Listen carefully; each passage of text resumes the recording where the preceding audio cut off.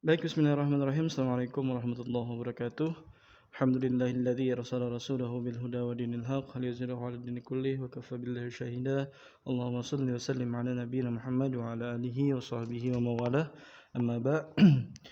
Rekan-rekan perkuliahan sejarah peradaban Islam, pada kesempatan kali ini saya ingin menyampaikan terkait dengan dinasti Fatimiyah pada lanjutan perkuliahan kita di sejarah peradaban Islam.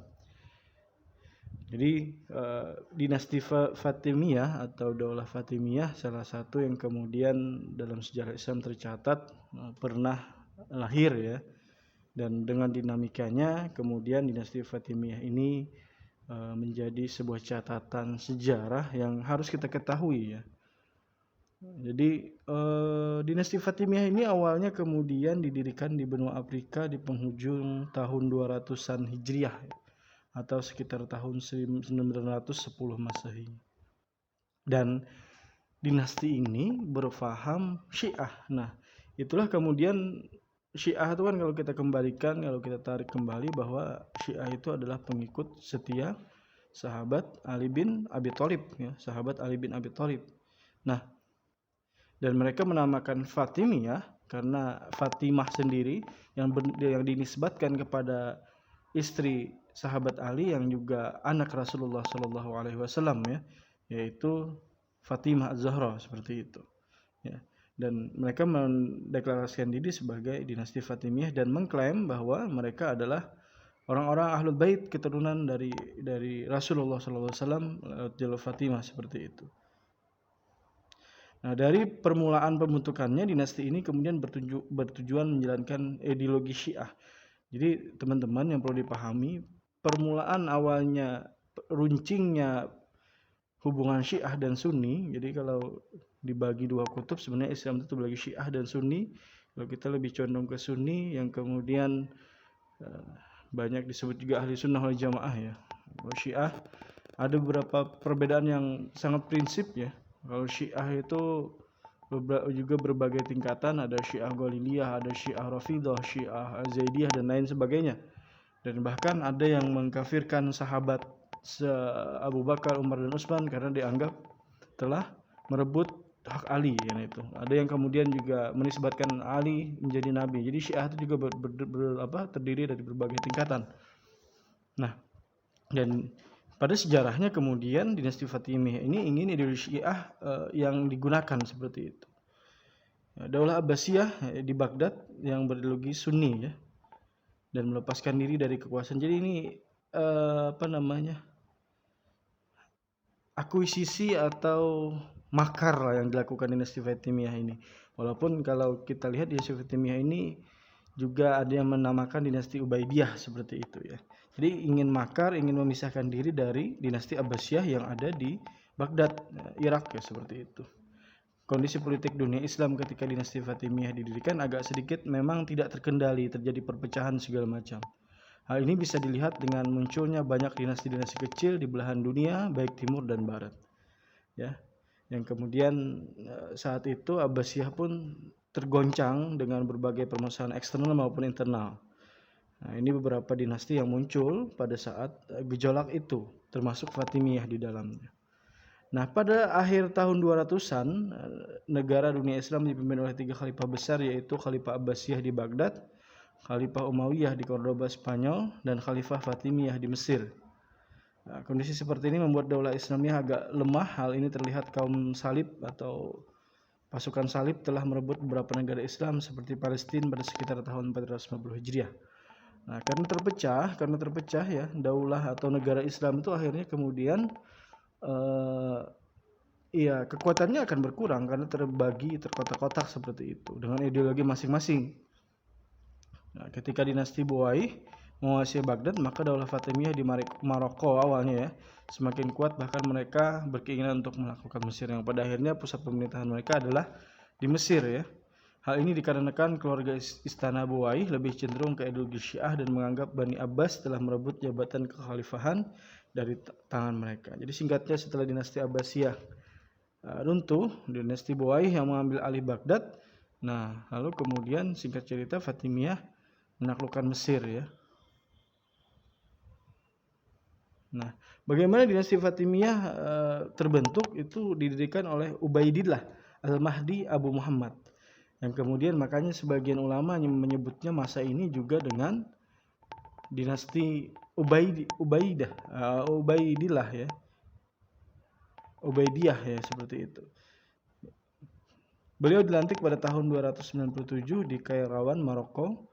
Nama lengkapnya Ubaidillah, bermadzhab Syiah Ismailiyah, berasal dari Irak. Dilahirkan di Kufah, pribadinya agak bermasalah dan tidak konsisten dalam pengamalan agama, namun ada juga yang memujinya. Artinya, jadi banyak pendapat yang mengatakan bahwa dinasti Fatimiyah ini terjadi pergolakan yang sangat besar pada masa itu.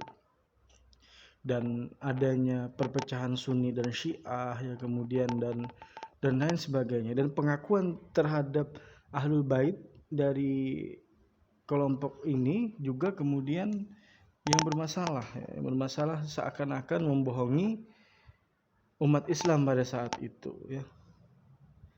Jadi sebelum pembentukan daulah, orang-orang Syiah melakukan seruan secara rahasia dan mengajak masyarakat untuk mengangkat seorang khalifah yang mereka beritakan berasal dari keturunan Ja'far Shadiq, cucu Ali bin Abi Thalib. Tapi kebanyakan golongan Sunni meragui garis keturunan Abdullah Al-Mahdi berasal dari keturunan Ali bin Abi Thalib. Jadi klaimnya adalah Ubaidillah ini keturunan Rasul dari keturunan Ali. Tapi banyak yang meragukan ya, walaupun ya, dan kata Ustadz Budi Ashari juga ya, ahli sirah itu, ya, ini adalah pembohongan publik pada waktu itu ya. Akhirnya masyarakat dibohongi saat itu. Dan Fatimiyah di Maroko waktu itu berkembang karena bertahan selama 24 tahun dipimpin oleh 4 orang khalifah. Dan pertama di Maroko, dan kemudian dalam sirah itu juga ada yang mengatakan diusir dari Maroko seperti itu, dan akhirnya kemudian di Mesir tempatnya. Nah, kemudian Mesir menjadi pusatnya kemudian setelah Maroko, karena sejak awal orang-orang Mesir itu sangat menyukai Ali bin Abi Thalib dan Ahlul Bait ya, keturunan Rasul, dan memang perintah Rasul untuk memuliakan Ahlul Bait itu perintah Rasul, dan itu dititipkan oleh Rasul untuk kita memuliakan keturunan beliau. Nah, doktrin itu yang kemudian dipakai oleh orang Mesir ketika Fatimiyah datang, dan mereka percaya bahwa ini memang daulah Ahlul Bait atau keturunan Rasul. Nah, dan akhirnya orang Mesir percaya, dibuktikan dengan berada di pihak Ali pada saat itu ya. Ketika daulah Abbasiyah di Baghdad dikuasai oleh Bani Buai yang agak loyal ke pemerintahan Syiah, maka pemerintahan Syiah di Mesir mulai mendapat angin segar di kalangan masyarakat. Keadaan seperti ini menjadi modal besar bagi Al-Mu'izz lidinillah membentuk daulah Fatimiyah yang saat itu masih dikuasai oleh Bani Tolun di Mesir. Nah, jadi Fatimiyah menaklukkan Mesir ya, pernah beberapa kali, dan akhirnya Panglima Jauhar Sikli membuat persiapan untuk mendirikan daulah Fatimiyah dengan membuat penempatan tentara dan keperluannya, termasuk mendirikan masjid yang kemudian dikembangkan menjadi Universitas Al-Azhar. Setelah keadaan agak tenang, Panglima Jauhar Sikli meminta pada Khalifah Al-Mu'izz untuk segera datang ke Mesir, yaitu Kairo ya. Jadi sejarah Al-Azhar di sini ya, dari masjid yang kemudian dikembangkan jadi Al-Azhar. Nah, ini beberapa khalifah yang saat itu berkuasa di Mesir selama kurang lebih berapa lama ya, berapa abad gitu ya. 11 khalifah bertahan hampir 200-an abad lebih, kurang lebih 200-an abad, 200 abad ya benar. 2 abad maksudnya ya, dari 297 Hijriah sampai 567 Hijriah.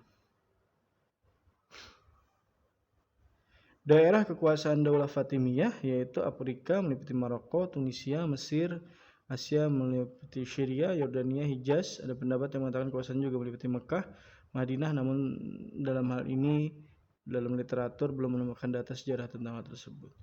Dan akhirnya daulah Fatimiyah itu runtuh ya. Yaitu mungkin kita sering dengar nama beliau, yaitu Salahuddin Al-Ayyubi.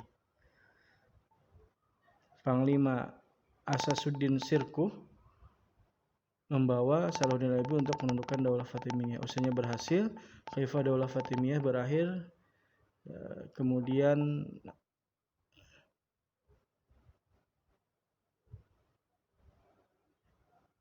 pada prakteknya perang salib ya juga terjadi pada saat itu. Jadi Khalifah Daulah Fatimiyah terakhir Adhidlidinillah dipaksa oleh Asasuddin Shirkuh untuk menandatangani perjanjian. Akan tetapi wazir besarnya Syawar merasa iri melihat kekuasaan Shirkuh semakin besar. Dengan sembunyi-sembunyi Syawar pergi ke Baitul Maqdis. Syawar ini wazir besar ya, saat itu atau menteri ya, menteri yang kemudian menterinya Fatimiyah minta bantuan ke pasukan salib untuk menghalau Shirkuh dari Mesir ya.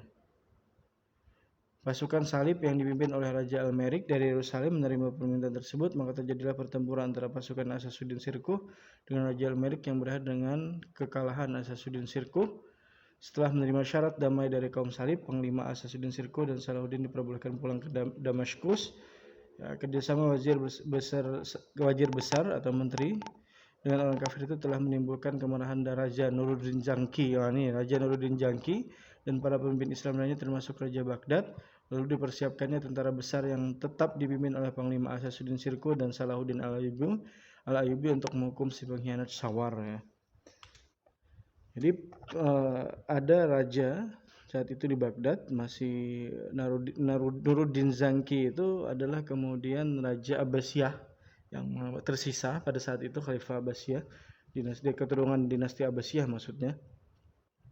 Dan akhirnya diseranglah Kairo mendapat tantangan dari pasukan wazir, akan tetapi pasukan Syawar hanya dapat bertahan sebentar. Nah, akhirnya dengan mudah Salahuddin Al-Ayyubi dan Asasuddin Shirkuh menaklukkan Mesir seperti itu. Dan akhirnya yang pengkhianat tadi dipenuh mati. Nah, jadi ini yang kemudian terjadi saat itu bahwa dinasti Fatimiyah itu ditaklukkan oleh Salahuddin Al-Ayyubi. Jadi pada masa itu banyak sirah yang mengatakan bahwa pada dinasti Fatimiyah ini terjadi banyak kerusakan, penyimpangan segala macam, termasuk pembohongan publik dan dengan mengaku adalah keturunan Ahlul Bait. Tapi dari penaklukan ini sebenarnya ada hal menarik, yaitu Salahuddin Al-Ayyubi dalam sejarah itu punya strategi yang luar biasa. Jadi tidak serta-merta langsung menyerang Mesir ya, tapi dengan strategi yang kemudian luar biasa, karena saat itu orang Mesir masih percaya bahwa dinasti Fatimiyah itu adalah keturunan Ahlul Bait atau keturunan Rasulullah, dan jika langsung diserang maka akan menimbulkan kekacauan. Jadi ada strategi yang nanti kita bahas oleh Salahuddin Al-Ayyubi.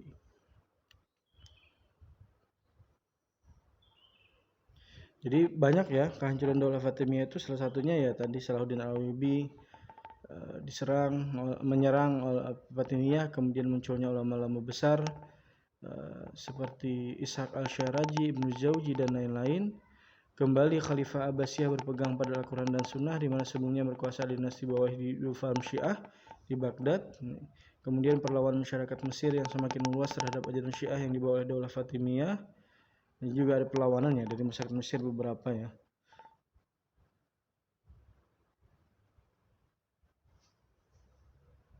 Penangkapan mengikut Syiah, kemudian seruan dan taktik yang dibuat oleh Khalifah semakin membuat Bani Umayyah tertekan, lemah, sehingga membuat kekuatan Syiah berada pada taraf yang sangat lemah. Itu demikian yang dapat saya sampaikan.